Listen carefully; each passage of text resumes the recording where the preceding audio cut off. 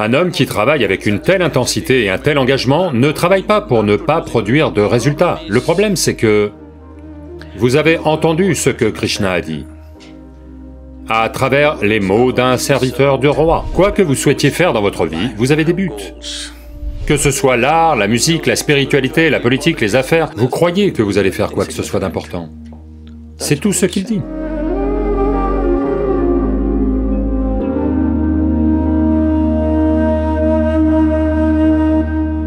Dans la Bhagavad Gita, le Seigneur Krishna nous conseille de ne pas arrêter de fournir des efforts sans être attaché aux résultats. Mais je trouve ça incroyablement difficile de sans cesse travailler sans être obsédé par les résultats. Et j'aimerais savoir comment on peut mieux s'entraîner à fournir des efforts tout en étant détaché des résultats. Eh bien...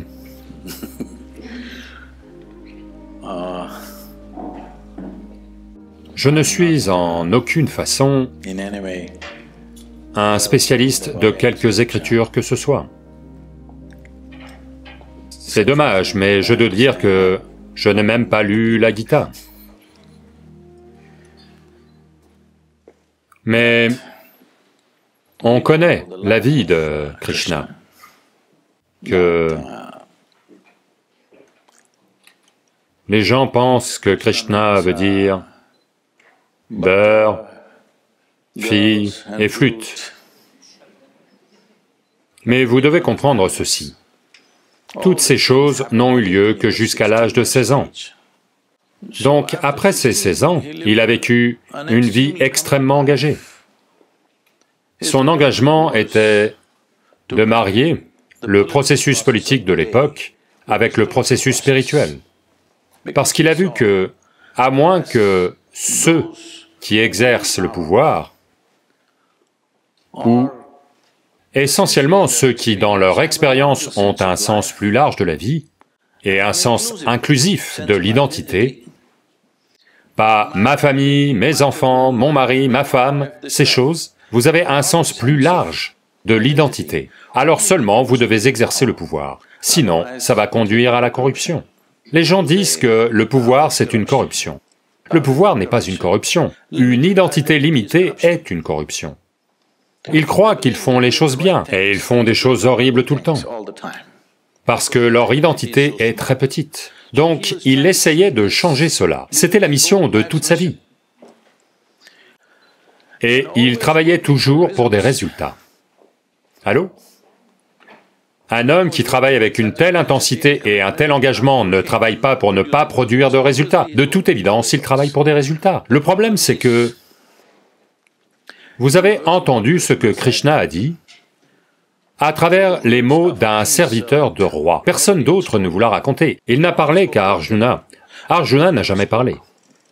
Il a vécu 36 ans après cet incident. Mais il n'a jamais prononcé un seul mot de ce que Krishna lui a dit. En avez-vous entendu parler quelque part? Il a régné en tant que roi, mais pas une seule fois il n'a dit « Krishna m'a dit ça sur le champ de bataille », pas une fois. Donc tout ce que vous avez entendu ne vient que de Sanjaya, qui était un serviteur de roi. Vous devez comprendre la qualité d'un serviteur de roi, il est très fiable. Voyez, si vous...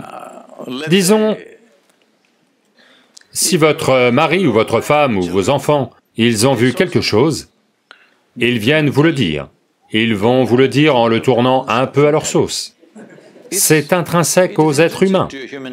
Leurs propres opinions, idées et autres vont naturellement s'immiscer dans ce qu'ils racontent.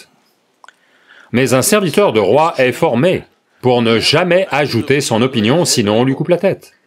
Il va seulement tout répéter mot pour mot tel quel. Donc, c'est une sorte d'ancien magnétophone, ok?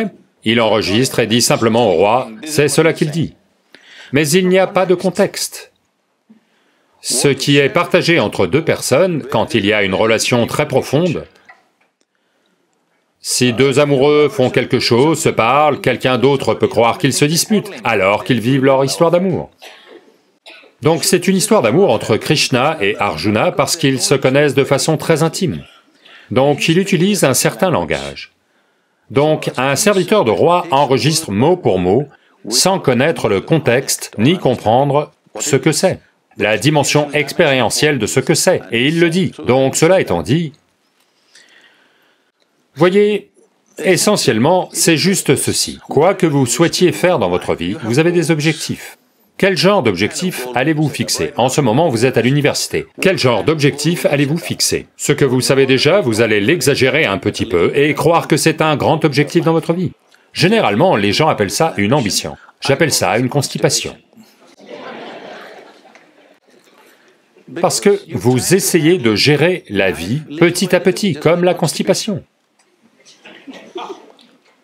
Si vous avez un objectif, votre objectif ne peut pas être quelque chose d'absolument nouveau. Ce n'est qu'une exagération de ce que vous connaissez déjà, oui ou non? Pouvez-vous penser à un objectif que vous ne connaissez pas du tout? Comment est-ce même possible? Donc, ce qu'il dit, c'est que, vous savez, il y a une direction qu'on a prise, mais vous devez être dévoué au processus, sinon l'objectif sera juste une hallucination. Si vous faites une chose là maintenant, vous savez, ne respirez pas juste une fois, respirez les autres fois, faites-moi voir. C'est tout ce qu'il dit. Ce qu'il dit, c'est que sans faire ce pas comme il faut, vous hallucinez sur l'objectif. À quoi ça sert? En yoga, on dit cela très simplement. On dit, si vous avez un œil sur l'objectif, vous n'avez qu'un seul œil pour trouver votre chemin. C'est inefficace, c'est tout. Donc il parle juste du fait que dans une bataille, si vous êtes inefficace, ce n'est pas que vous n'allez pas obtenir votre augmentation ou promotion, vous serez juste mort. Allô? Dans une bataille, si vous êtes inefficace, vous pensez que vous allez juste perdre des points ou quelque chose? Vous aurez une mauvaise note, c'est ça? Non, vous serez enterré, ce soir-là. Alors il lui dit, comme Arjuna parle de comment tuer tous ces gens et peut-être devenir roi, il a dit, tu n'es pas encore devenu roi. Tu dois tirer sur ce type devant toi maintenant comme il faut. Autrement, pas de roi, tu seras enterré ce soir. C'est tout ce qu'il essaie de lui dire. Est-ce mal? Donc, vous savez, chaque année, au mois de novembre, on a un événement avec des entreprises. Donc 200 PDG étaient là l'année dernière, ce mois de novembre ça revient, et ils voient à quel point la fondation Isha fonctionne sans accroc. Une variété d'activités, tous des bénévoles. Vous savez ce que bénévole veut dire? Personne n'est formé pour le poste. Ils sont super dévoués, mais ils ne sont pas formés pour le poste. Et vous ne pouvez pas les virer parce qu'ils sont bénévoles. Si vous les embauchez, vous pouvez les virer. Ce sont des bénévoles, comment les virer? Vous ne pouvez pas. Donc ils ont vu ça et ont dit, Sadhguru, on a pris les meilleurs des meilleures écoles en Inde et tout ça. Mais vous le faites juste avec des bénévoles. Et votre organisation fonctionne mieux que nos entreprises. Comment ça se fait? J'ai dit, voyez, vous êtes tous dévoués à l'objectif. Ici, je n'ai pas arrêté d'inculquer aux gens que vous êtes absolument dévoués au processus. Maintenant, ce que vous faites, vous le faites bien. La plupart d'entre eux ne savent même pas où je les emmène, d'accord? Ils travaillent sur un certain projet, ils ne savent pas quel est l'objectif. J'ai autre chose en tête, si je leur dis tout de suite, ils vont paniquer. Parce que mes objectifs sont si lointains qu'ils vont abandonner. Donc, en ce moment, on leur a inculqué cela. Soyez juste absolument impliqués dans le processus. Connaissez la joie de l'implication, tout d'abord.